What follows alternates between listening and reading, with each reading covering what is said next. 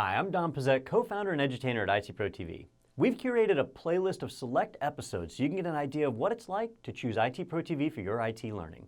It wasn't easy. There are more than 4,000 hours of IT training on ITProTV. Enjoy this episode and be sure to subscribe so you won't miss a thing. In large organizations, new deployments are a way of life. How do we make sure that those deployments are consistent and maintain compliance? Stay tuned to find out. You're watching ITProTV.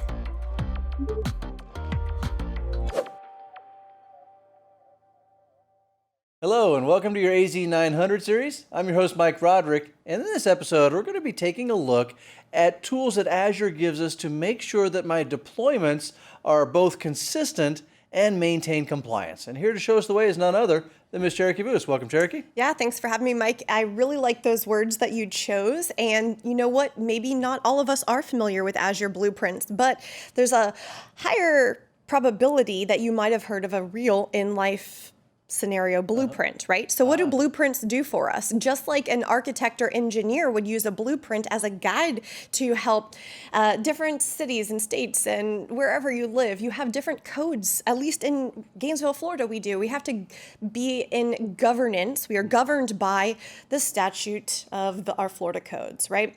And so it's up to the architects to ensure that these new houses and developments that are being built are in compliance to that statute. So similarly to how those architects have to be responsible for that, cloud architects also have to be responsible for adhering to corporate policy standards, patterns, so forth. So that is what we're going to be talking about today, an Azure service called Blueprints. It's totally free, and it's a great way that we can, just stay in compliance and organize and make sure we have a uniformed environment and nobody's straying too far out. Which is easy to do without the proper guidance. So, you go through a lot of different deployments, you got different people making choices, and it's easy to get out of compliance. It is. So let's take a look at the actual definition that Microsoft provides. Here on my screen, just know that Azure Blueprints is a declarative way to orchestrate the deployment of various resource templates and other artifacts.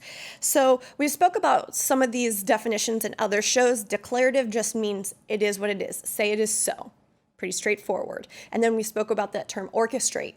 So we're not dealing with small one-offs, little individual resources here. We're talking large scale. So if you want to think about it that way, let's say instead of an architect just building one home, maybe we are a, what's the word I'm looking for?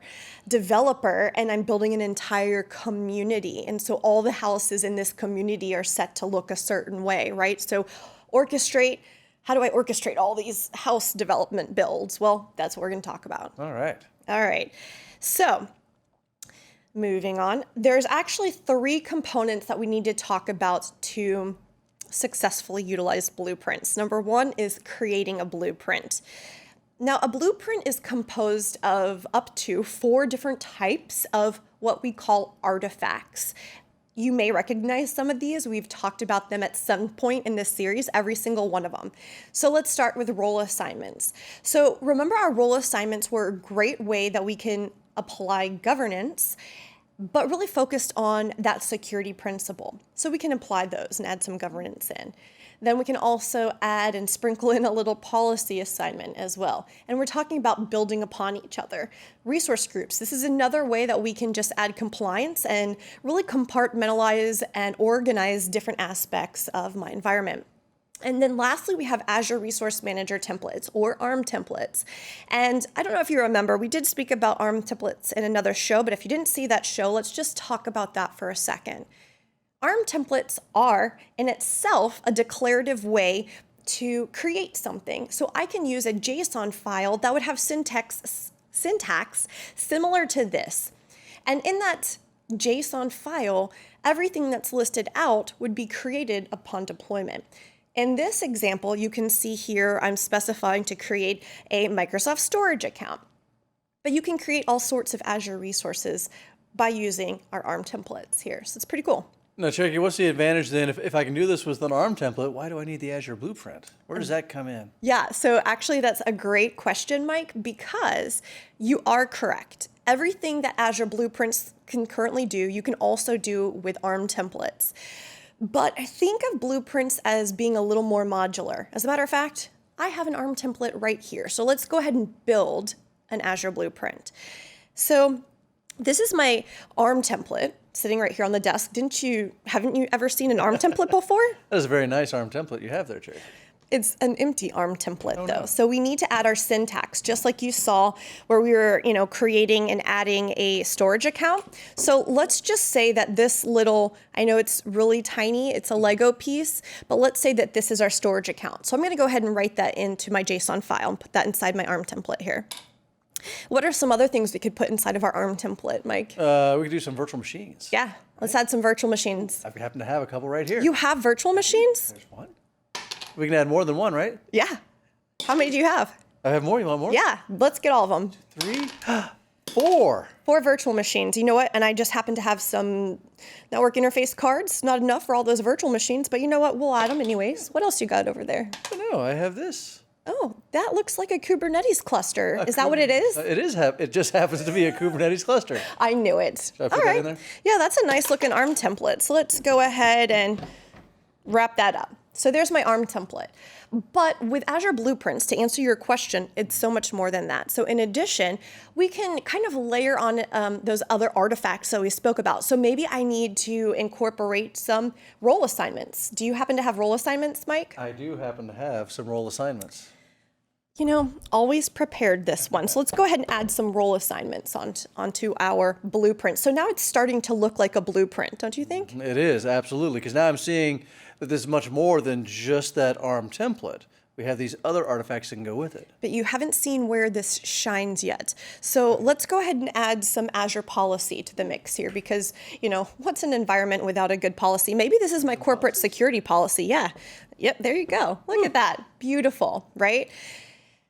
But maybe I want to scope this out and create a separate blueprint to add to a different section of my environment, right? Okay. So let's go ahead and start building another blueprint. You know what? Do you happen to have another ARM template that we could use, Mike? I do. If you want to start with an ARM template, here's one. Sounds like a good place to start. I believe it's even got some resources inside there. Yeah, sounds like you already provisioned this and created this ARM template. Good job, Mike. Yeah, I really like that.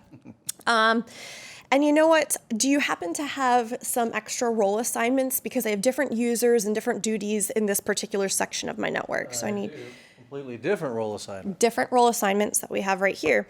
But you know what? I really do appreciate that security policy that you created for me over there. Can I actually just reuse that and put that over here? I don't know. Can you? I can with Azure Blueprints. What? Okay. Oh. So this is actually the beauty of it all. So now you can see how I can take individual artifacts and reuse them for different deployments in different areas of my organization. That's Azure Blueprints. I promise these are not Lego blocks. They look like Legos, but they're not. Yeah. But that does a very good job of explaining the advantage of using that Azure Blueprint, right? It takes all these different pieces, I call them pieces, artifacts being the technical term, and allows me to bring them together in one deployment. But not only that, I can reuse those artifacts in other blueprints. Exactly. So I don't have to recreate them every single time like I might have to with my ARM templates. Yeah, exactly. So you're just working smarter, not harder. I know you've heard us say that before in different shows, or at least me, because that is like the motto of my life sometimes. It is. It is. She says it all the time. I do. Okay, so now that we've created our blueprints, what's next? Let's take a look at my screen here. We need to talk about assigning a scope. Now, this isn't anything new. We've spoke about this in several other shows right here in the Azure Governance section as well. So let's just kind of remind ourselves what that scope looks like. And for the most part, we have been working at that subscription level simply because that's how Mike and I have our environment, our demo environment set up here at ITProTV. But I do want to remind you that we also have an additional layer here, an optional management scope that we could utilize, which is called a management group. So this would just be like an additional way that we could add another layer of organization onto our hierarchy here. So that's optional. But when you're dealing with very large organizations, remember we said we were building an entire community, not just one house, right? So in large organizations, we need to have additional ways to organize and for the most part, generally speaking. All right. It might look something like this when you have a large organization. Okay, That looks complex. It does. And this is not complex compared to real life deployments. This is a very rudimentary example. So you can see the scalability and how important these blueprints really can be in real life when you're talking about our large scale deployments here. So in this example, I just have those 3 separate management groups. The one in the center looks pretty hefty compared to the other 2, but let's think about that in a moment. Maybe for my branch offices, those 2 smaller management groups on the sides, those are created to govern 2 branch offices. And they're in different geographical locations, so they might have some different legal regulatory compliances or so forth, right? So maybe on one particular branch office, I'll go ahead and create an Azure Blueprint and apply it at that top management tier. But maybe for a different location, I don't need all of my elements governed here, and I'm going to drop down a couple tiers and then apply an Azure Blueprint at that resource group level. So here, those are your Kubernetes clusters, Mike, that you had there. So yeah, we can apply our governance to our resource group, and then it trickles down and is applied to all the resources inside that resource group.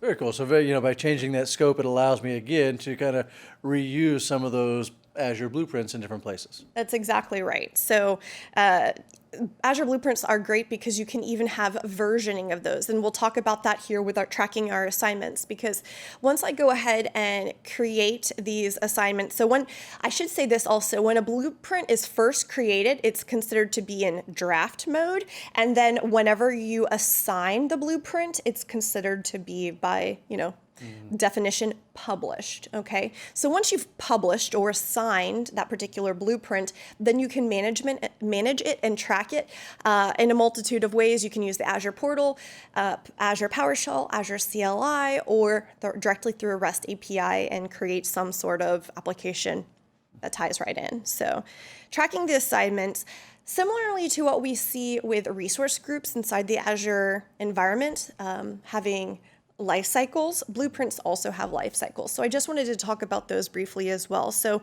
we spoke about creating and editing a blueprint. You have the ability to edit it if you want to. That's where that versioning comes into play, really handy, especially if you have any kind of regulatory compliance that requires you to keep those previous versions. You publish the blueprint like we just spoke about. You can create and edit a new version of the blueprint and then publish the new version. This seems pretty self-explanatory or easy here, but I just wanted to walk through that process.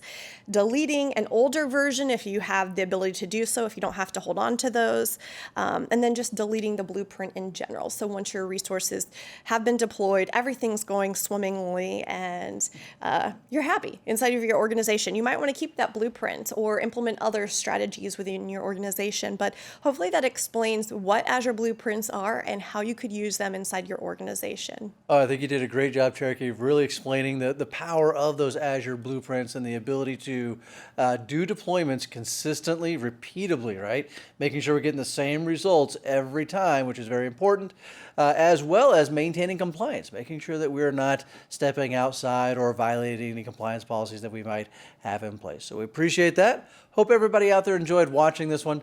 Signing off for ITProTV, I've been your host, Mike Roderick. And I'm Cherokee Booth. And we'll see you next time. Thank you for watching ITProTV.